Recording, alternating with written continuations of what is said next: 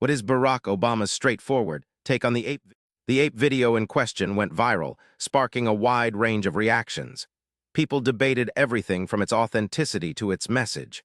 Social media was flooded with opinions, some humorous, others serious. The controversy became a cultural moment, leaving many wondering what public figures thought about it.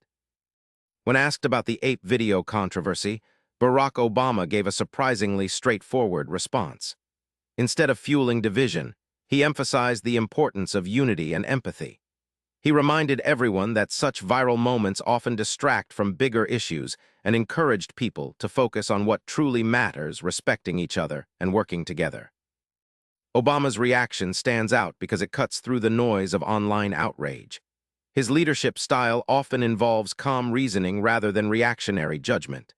This approach encourages people to think critically and avoid getting swept up in fleeting controversies, a lesson relevant beyond just this ape video. Subscribe for daily answers to questions you didn't know you had.